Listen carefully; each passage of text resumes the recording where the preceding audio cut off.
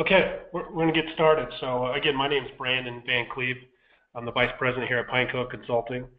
And this month's webinar is regarding mobile security. And we were lucky enough to have Alan Phillips from Sophos join us, and he'll be running the show today. So I'm just going to go through a couple of our kind of introduction slides for any of you that don't know who Pinecone is and what we're doing here. We'll shed some light on that. So this is our 7th webinar of the year. So we've been doing these back since April on a monthly basis, different topics, mostly revolving around Sophos, as obviously that's our main focus as a company right now.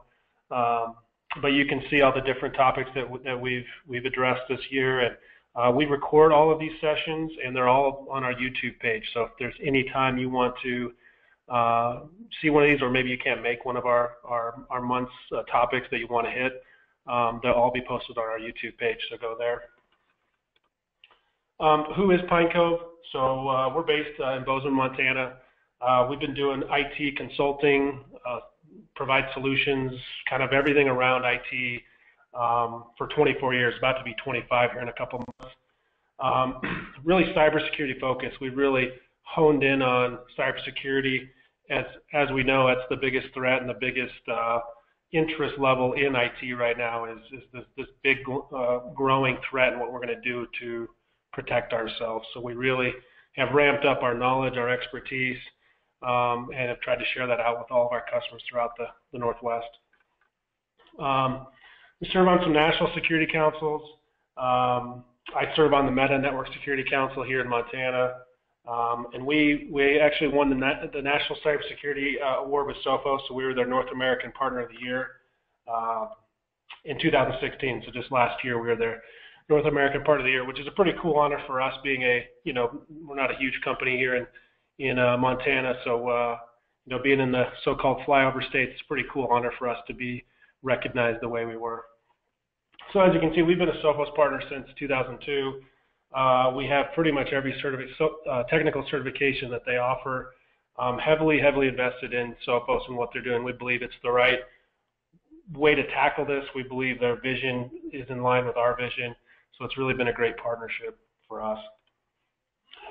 And then just why are we here? So I always try to put this into all of our presentations. So I've been speaking around the Montana-Wyoming area all year. I think we've done 13 or 14 different presentations, but really try to create a mission statement around that. And this is it. So we believe that your organization has either been attacked, is currently being attacked, or will be attacked by cyber criminals. So our mission is to provide you the knowledge, the vision, and the solutions to secure your assets as a business or as a school district or as a hospital. That's our goal here. So as we started to ramp up our cybersecurity practice, we noticed we were getting a lot of calls from people after the fact. Something catastrophic happened and we were called in to try to save the day. And so that's what kind of prompted us to start doing these discussions and talks and webinar series to see if we can educate people on the front end so we can maybe avoid that call after something catastrophic already happened. So that's kind of been our goal, and our mission of doing these things is to educate and give people the guidance to take action before it's too late. So that's Pinecone, that's us, and that's the last you're going to have to hear from me, I hope. So I'm going to kick it over to Alan and let him get started. I will say we have the question tab there inside the GoToWebinar panel. Please start populating questions in there. I will probably answer them all at the end, or I'll relay them to Alan to answer. But the last webinar we did, we had a ton of great questions. So please put them in there. I want this to be interactive. Make sure you're getting out of this what you want to. So put your questions in there, and I'll make sure we get to them. So with that, I'll kick it over to Alan. My name's Alan Phillips. I'm the product manager over at Sophos for mobile. And we will go and have a quick look today at Sophos Mobile. I intend to break this down across a couple of things like technology in the market, how it's changed. We'll drill into some of the fun acronyms and some of the capabilities that you need to be aware of when securing mobile, as well as just managing mobile, right? The two typically go hand in hand, though you need to extend normal management to include security. So we'll cover off on those things, and if we've got time, we'll take questions at the end, and I'll point you in the direction of where you can go and have a look at least at the management console, and poke around just to see what features and things are available. So, without further ado, let's take a look at some of the mobile technology and the current market trends, kind of how it's gone. As with anything in technology, it's been a bit of acronym soup, right? We're running out of three-letter acronyms, but we're definitely doing our best. So back in 2010, 2011, MDM was the catchphrase of choice by all the analysts and everybody. It's probably the one I still get asked about most, but the reality is when you talk to analysts and the product teams themselves, they've sort of moved beyond MDM and gone into this concept of EMM. So Enterprise Mobility Management, which extended the basic concept of MDM and started looking at other things that need to happen on the device. And we'll talk about that shortly. And then the next phase that we're starting to see now is this concept of UEM. So you've gone beyond an iPhone and an Android. You're on tablets now. Maybe you're talking about Windows devices. Maybe you're talking about Macs. Maybe you're starting to think about IoT and wearables and where's that all going. So as you go through and if you hit MDM, EMM, UEM, the reality is we're kind of all in the same bucket, right? It all sort of points back to this whole idea of mobility management or mobility management and security. So from a mobility management standpoint today, you got the initial concept that MDM was there, right? That was that first bullet. Then we started tying in application management.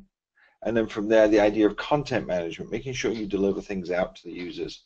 And then email management to make sure that you can control everything. Invariably, when I talk to people and they're talking about mobile and their strategies for mobile and what they're doing, is they're trying to make their employees more productive on their mobile devices. These mini computers we tout around in our pockets or in our backpacks. How do I make it so that you can access your data securely, right? So you can be productive, but without necessarily putting the corporate jewels on the line where anybody can get at them. So these things all come together to give us enterprise mobility management. And then the one extra piece that we'll add as well as we go through towards the end is we're going to add mobile security to this because it's a component. You'll often see it roll in under device management or application management as people try and fudge along. But as we talk about that in the current in a few slides, you'll see that we want to expand that a little bit more. As we go through tomorrow and where we're going, oh my Lord, what's happening, right? We're seeing things come up now where different organizations are trying to embrace different strategies. When a new phone comes out and you're trying to pay $1,000, $1,200, $800, $500, it doesn't matter. You're looking at large numbers for a phone for your organization. Who's picking that up? Who owns the device? If you go for an iPad Pro and you drop in, again, a large sum of money, or if you go for a Galaxy tablet, or you go for a standard little Android tablet that you can just pick up at Best Buy for a couple $100, how are you putting that out there? Who's bringing that into the office? Who's accessing data? So smartphones, tablets, who owns them? Who's bringing them in? And typically you can break it down into the two that everybody recognizes, that's corporate-owned, business operated, or like BYOD. And I always hate to use BYOD because it's one of those acronyms that's been sticking around since the turn of the century, I feel. But the reality is some organizations would love for their end users to bring in their own device and would love to be able to provide them access to corporate data without necessarily having to worry about the maintenance and the ownership of that device. We're seeing wearables pop out there now. Have they got business uses? You get alerts on them, but they're not quite to the point where they're as useful as we might see, right? As you see the new iWatch come out, and it does have the ability to connect to a cell network. That's going to be kind of interesting. But where are we at right now? It's one of those things that it's something we know we're going to have to deal with. You know that these devices will get more powerful and they'll have more capabilities. So we have to start thinking about that. IoT, if you haven't heard about IoT, I'm not sure which rock. It's one of those new acronyms that's been kicking around for a couple of years that everyone's kind of gone, I don't know. But as you start thinking about your environment and you start thinking about what you're trying to do, having small dedicated devices who've got one or two tasks to do in your environment is becoming more and more popular. We've seen everything from light bulbs to thermostats to cameras, but all these things are on the network and they're aware. So starting to think about that is it's an interesting piece. And then unified endpoints, where you start thinking about your Mac and your Windows as their architecture changes, as you look at like Windows 10 and how it's changed, and Mac. Are we starting to see them more along the same lines as the way that Android and Mac are built, right? So my iOS device has pre-built sandbox. Is the same true of my Mac all the way across? Windows, how are they locking it down? It's been very open from a development process for many, many years. Will that continue? Is the management paradigm going to stay the same? And as we take a look and we look at the way that Windows 10 has changed, for example, now you can manage devices in the same way that you would manage an old Windows phone, which again is now similar to how you manage an iOS device or an Android device. So all these things mean that you want to look forward, because this stuff's not going away. And as you roll out mobile devices, or as mobile devices get into your environment, we find ourselves looking at concerns, right? If we look at some of the studies done by the Her Majesty's government in the UK, they found that we're seeing twice as many data breaches, right? And that was back last year, or 2 years ago in 2015. More data breaches with smartphones. We're seeing organizations that are more and more sure that they've seen a security or a data breach happening with mobile devices, whether it be as a gateway to the rest of your environment, which is a conversation I had just 2 weeks ago with an organization not using Sophos, where they found themselves suddenly dealing with malware that made its way onto the network via an iPhone, because it was carried in and then they copied files off the iPhone onto the corporate network. So things like that you have to start worrying about. People with mobile devices, they go in, they may or may not be authorized by the organization. They Google, how do I get my corporate data on my phone? How do I access corporate email from my phone? And then they go figure it out. Because if the organization hasn't gone through and implemented the right checks and balances and put the right technical controls in place, suddenly they find more people using their personal devices or their smart devices than they ever thought. And it's kind of crazy. If you take a look at the bar chart in the bottom right, it was basically interviews done with about 1,000 IT companies, and they interviewed those IT companies' employees, and it was like, how many people do you think are using it? It was like, oh, about 26%, 25% of our people use mobile devices. And then the employees were interviewed, and it was like, nope, we're all using them. So you have to get your head around what's going on and get these things under some kind of management, or at least get the access to the corporate data restricted through some kind of management, so that you have control over what's going on. Otherwise, you're setting yourself up for an attack, and you're setting yourself up to be breached. And the reality is, end users like this. From a functionality standpoint, it's okay to be able to sit there on a Friday evening and read your email on the couch. It's okay to be sitting at your kid's soccer game when they're getting thrashed, looking at email, because at this point it's less painful. Or wherever you happen to be, right? It is helpful to be in touch. If something major comes in, it's a lot better knowing that someone can reach out and get a hold of you quickly, as opposed to just wondering what's happening in the office and trying to get back to a laptop. So we see that from a productivity standpoint. The reality is now that we all have this culture that we want access to everything. We want access to it when we need it, wherever we happen to be. And if the business doesn't provide us with a way to do it, then we're going to find a way. It's very Jurassic Park, hence the Iphonosaurus Rex there in the corner, because that guy will come running down your hallways as end users look for more and more ways to gain access to corporate data. And if you're not providing it and you're not sort of controlling it, then you're flying blind. And that's not a good place to be when you're dealing with a security posture. So from a Sophos product perspective, we've taken a look at all of those things. All right. When I sit back and I talk to customers, invariably the first thing I want to hear is I want to be able to control the device, make sure it's not in a bad state, so not jailbroken, rooted, that sort of thing. I want to make sure that the users are following good basic security principles. They've got pins or passwords on the devices, and I want to make sure that they're pre-configured so I don't have to worry about them, and I want to be able to remove that data if I think the user's misbehaving. So that's kind of the overall premise of things. And then I've got security policies and procedures that I have to worry about that have been established over the years, right? Who's got access to what? What does a good device look like? How can I see what my device is are like. Are they compromised? Are they in good health, right? What level of patch am I at? So things like that you have to start considering as you go through. And this is why we call it an EMM solution, Enterprise Mobility Management, because it takes the very basic device management that you have to deal with, and it wraps that up along the lines of mobile application management, content management, and email management. Today, as we talk about this, we've got iOS, Android, Windows 10, Windows 10 desktop support within this solution. So as we go through, there's going to be differences on the operating systems when it comes to things like containers. But for the most part, a lot of the functionality is relatively similar. When you talk about deployment, you're going to have a couple of options for you, and I've mistyped it in here. We've got the Sophos Central option, so you've got basically as a service options available to you, and you can also install on-premise. So first component, MDM. Basically, it's your inventory and asset management. This is the piece where you now know which devices that your organization owns and controls. This now allows you to go in, lock the device, wipe the device, do compliance checks, see what's going on, see how it's installed. Right? You can do this on your iOS devices, your Androids, your Windows 10, and your Windows 10 desktops. With Apple, there's a really cool piece of component now called DEP, so the Device Enrollment Program. And what that allows you to do is if you go out and buy, say, an iPad or an iPhone, is it can automatically be registered to your MDM solution.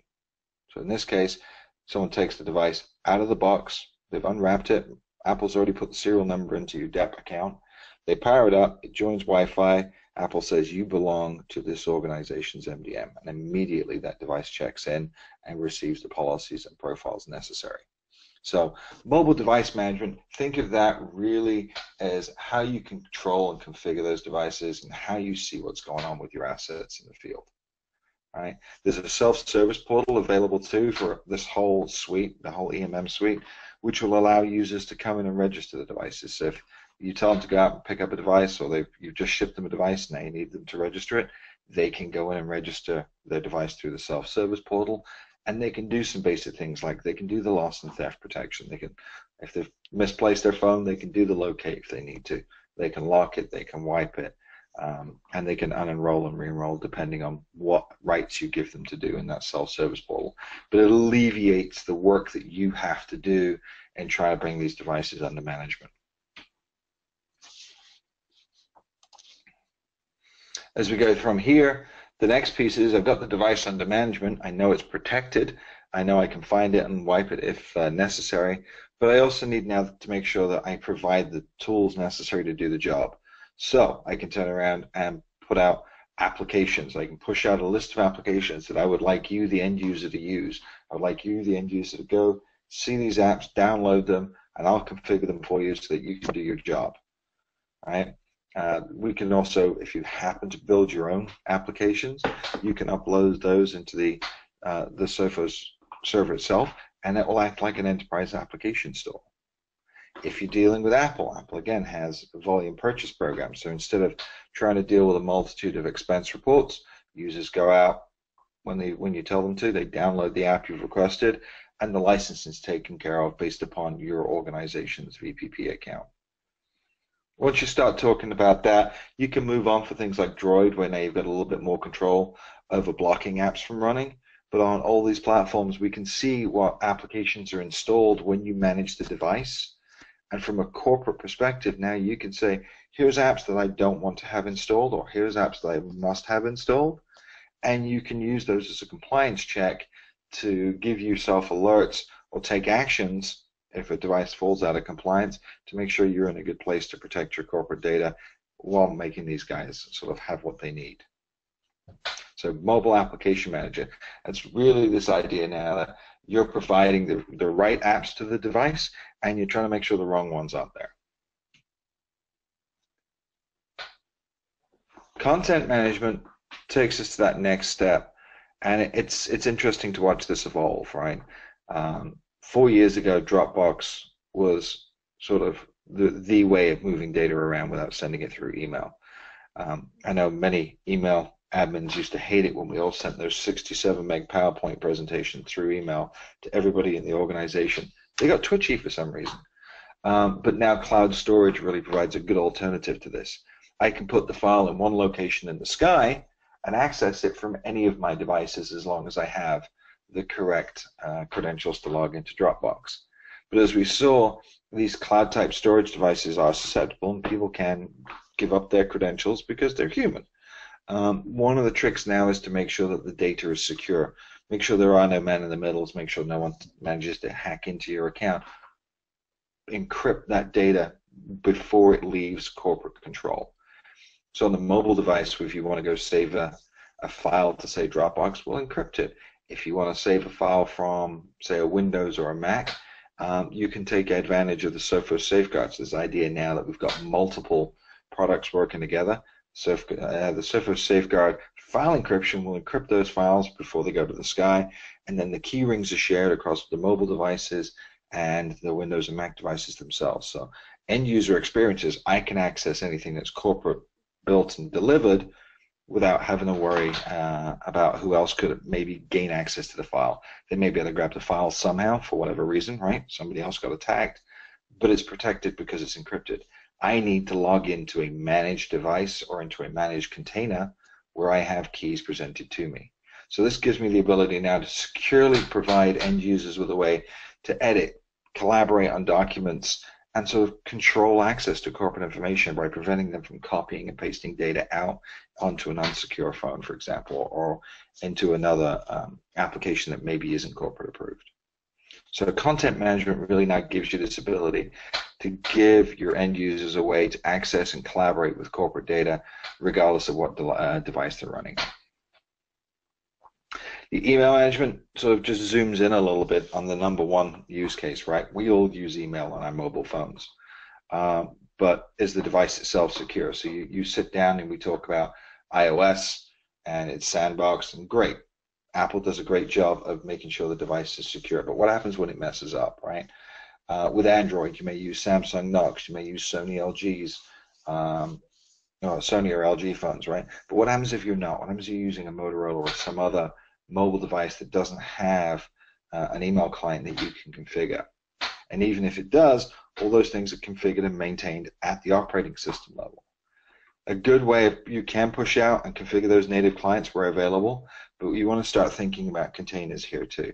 Do I take a second email client that is just corporate, that I have full control over? It doesn't matter what device I install it on, it's going to be configured the same way, but I can also make it go away. And this sort of brings us over to the idea of containers. If you think about content management and you think about email management, automatically you get led to this idea that I really want to keep all the data in one bucket that is business. Anything that goes into that business bucket, I want full control over, and I want to be able to make sure that nobody can mess with that. All right?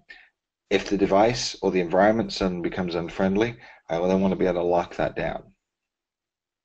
And this is where Sophos Mobile really comes into its own again, right? We have the ability to maintain the device, see what's going on, but then you get the Sophos containers where I've got that content management, I have the ability to protect my email calendar and contacts all within these container apps. So you can work on your device, but as soon as something goes wrong with your device or there's some kind of issue with the device, it can get locked down. Now, of course, the issue could just be you, and we could just lock it down because of something you've done, but say there's a piece of malware on there. Say you've been tricked into jailbreaking or rooting your device, right? Humans are still human. We will detect that and lock you out of that container. What becomes the next step of that is if you start thinking about BYO, right? If you start thinking about the BYOD world itself, that becomes a little bit more interesting. Right? We've got our container overview, fits nicely into the mobile content management and email management, hitting those pieces there, and serves it up in very simple, easy-to-use applications. So that will be the Sophos Secure Workspace and Sophos Secure Email apps that fall into this bucket. Those applications themselves, up until this summer, required that you manage the device. We simply released, we just released Sophos Mobile 7.1 in the past month. And the big ticket item on there is this idea of container-only management. So consider now that I don't necessarily want to manage the device, I just want to manage the container. That will allow me to push out configuration for how to get a corporate email, how to access your corporate web pages through our corporate browser, access the files just like we talked about, whether it be through Dropbox, OneDrive, however you choose to share them, and keep your corporate email, calendar, and contacts all within this lockup, but without requiring the device management. So solving some of those privacy concerns. Many BYOD projects have failed because users wanted to know, why are you trying to locate my device? Why do you need to be a device admin? By removing that, it shifts a block for BYOD. So something definitely to be aware of, and we've seen some good traction on that. Due to the way we license everything, this is the same license advanced, mobile advanced license as when you do MDM. So if you go out and you deploy in your environment and you've got some corporate owned and you want some BYOD, it's all done from the same console, and they're pretty much all the same policies. It just depends on how you register the device. From a usability and experience, we've made some changes. We've updated the interface in Central. We've added in some more filters, some more concepts around how you can find data and what the workflows are. It's always a tough one to make sure you get workflows right, and we're constantly reviewing those. And we have like third-party testers that come in and will look at these workflows and give us feedback so we can continue to tweak those. We've also updated in the last one our management improvements. So obviously we had to do iOS 11 and Android O, so that got taken care of. Windows 10 improvements came along, so we added in some IMAP and some POP support for their email and simplified the enrollment process. Up until recently, the Windows 10 enrollment process was a little painful just because of the mechanisms built into Windows. But based on feedback from organizations such as Sophos and the large customers, right, that's been improved and streamlined. So that's it in a nutshell around the EMM, right? That's the whole EMM components. And if you think about that, the device management giving you right PIN, make sure that you turn on encryption, get an understanding from the device itself what sort of state it's in. Those will give you a pretty good place to look at in terms of what the environment look like. Where we go a step above and have sort of an edge where other people certainly don't have, we've talked about the containers, which we've done very well with the unmanaged containers, is we now start leveraging the traditional Sophos technology. It probably wasn't lost on many of you that may not quite be seen as traditional Sophos tech. We've been doing it for a good 7 years now, but still it was like we're doing more management, and all of that is available in Central. Also available in Central, and also part of the Sophos Advanced, Mobile Advanced piece, is mobile security for Android. And we're going to talk about two of these. So mobile security for Android is an application you will install on your Droid devices, and it will go ahead and it will allow you to do web filtering. It will allow you to scan the websites that you're going to visit using Sophos Labs, using SXL lookups, to see what is this website I'm going to. Is it compromised? Is it bad? Does it have a classification? So if I need to do filtering, I can. Right? And you can manage all of that. It'll also go and look for malicious content. So if you've downloaded an APK, we'll go scan it. We'll find out what it's trying to do, what it's looking at doing. Do we know this to be good or bad? Is it malicious? Is it potentially unwanted? Is it just sort of chock full of advertising? Keep in mind, whenever you download a free app, they're usually loaded with advertising. Or is it just low reputation? Right? You've also got this idea of a low rep app. Right now it turns around and says, we haven't really seen enough of this application in the wild. You might just want to keep an eye on it. And things like that, we're going to continue to expand to pay more attention and monitor it more so we can see what it's doing on your behalf. There's also things like the Privacy Advisor. So you get an insight into all the other applications you've installed on your device and what that means for your privacy. Then we've got things like the QR code scanner, because no one can read a QR code scanner by the naked eye, at least no one I've met. So understanding what happens when you scan that QR code, we'll go look at it for you and give you a heads up. Is it good? Is it bad? Or why are we worried about it? And you can manage this either through SMC, whether that be on-prem, as part of the advanced, or if you want and you just need something like the mobile security for Android, it is available in the standalone, also managed just from Central. And it would be remiss of me not to point out that the detection rates on this application have been perfect for the last 3 years. So AV tests do a scan, and the actual scan percentages, we've found everything for the last 3 years they've thrown at us. So that's always a good thing. The next question that always comes up here is, what about iOS? iOS becomes a little tricky. You can turn around and say iOS is the most secure platform out there, and that would be a fair comment from a certain point of view. The biggest thing is AV on iOS is inefficient. Even if you get malware onto an iOS device, you need to have the device in a certain state for it to be useful.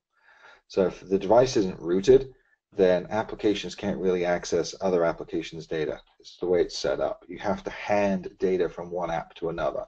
So if someone puts on an application that's not trustworthy and you hand data to it, that's a little different. So you have to have a good idea of what applications are installed. But your best defense will always be keep your iOS up to date.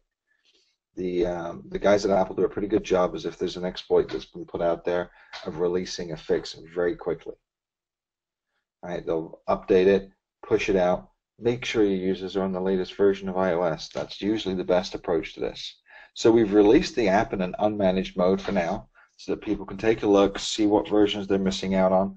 It gives them a secure QR code reader and the authenticator from that you have on Android. And we're continuing to expand what we do with mobile security on iOS, because both iOS and Android, there are different vectors now that we should probably be taking a look at as the threat landscape evolves. So stay tuned on some more stuff around mobile security for iOS. But the bottom line really with Android is you're in much better shape if you've got the device under management and you have mobile security. With iOS, device under management is huge, and can you make sure the thing is up to date. If you need to go to BYO mode, you're going to give up some of that. That's why you have a container that can at least see is the device jailbroken or rooted and will protect itself regardless of the environment. So those things you need to sort of consider as you roll along and start talking about bringing mobile into your environment. So for us, what we've seen and what we've heard from analysts and other customers is really, from an EMM perspective, Sophos Mobile really presents the best solution for your mid-market. You don't want to spend a ton of time and effort on this because you probably don't have it. Right? You need to get these devices under management, under your control, and make sure that they're giving your end users the ability to be productive on these devices, but in a secure manner. So as we flip from here, just think about this, right? And when you think about mobile and you think about Sophos in the overall big scheme of things, if you need enterprise mobility management, well, yes, that's provided. And there's a lot of that out there. You need anti-malware? Well, now, if you're dealing with Sophos, great, and we've got that covered for you as well. You start talking about web security, Sophos will provide you that as well. The encryption, there's some built directly into the container. You might want to integrate that with the Safeguard products to give you end-to-end encryption across all your platforms, Windows, Mac, iOS, and Android. And as you start talking about network security, consider this now. So my mobile device needs to VPN into the organization, or my mobile device wants to connect to Wi-Fi.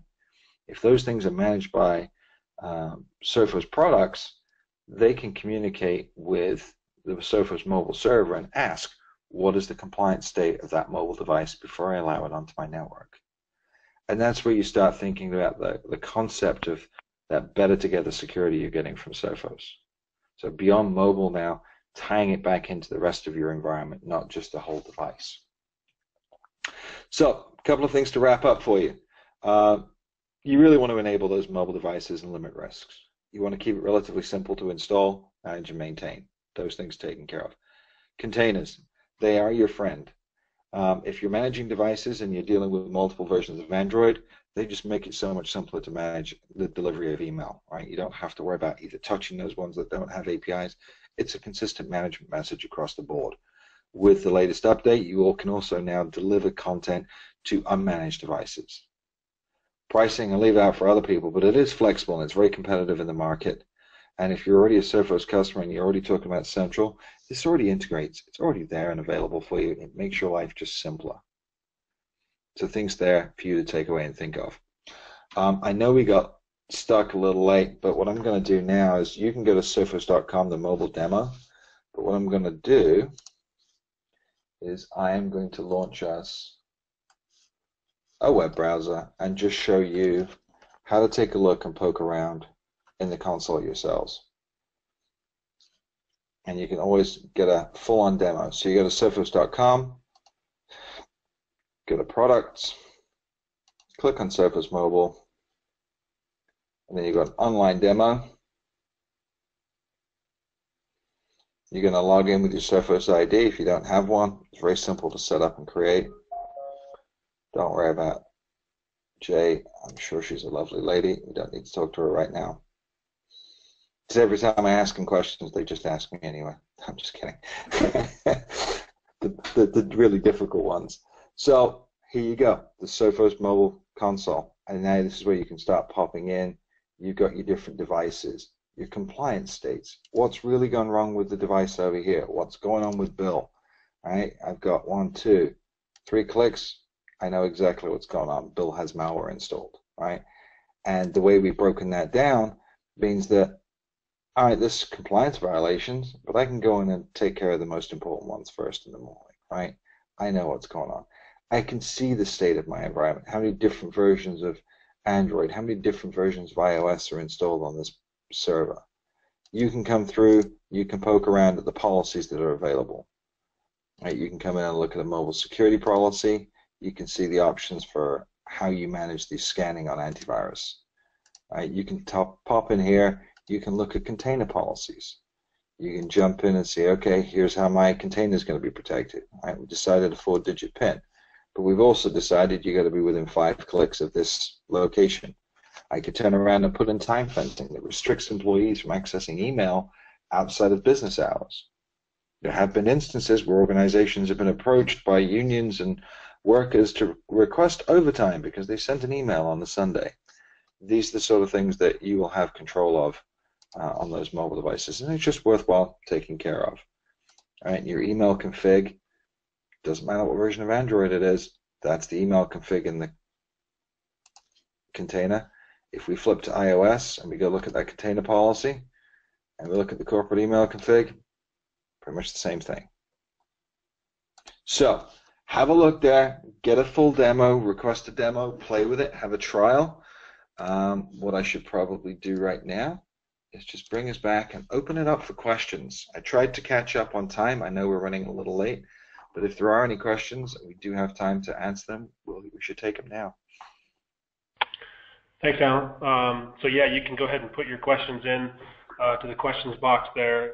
In the meantime, I had a question for you. So, you know, we've been preaching the synchronized security message over the course of the last year specifically.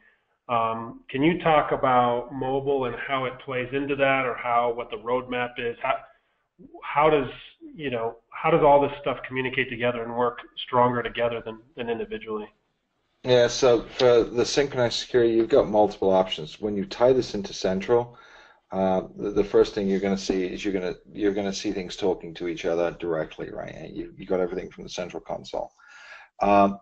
What you're going to see from a roadmap perspective is, now that we've moved a lot of this into Central, is we'll move some of the on-prem integrations up into the cloud.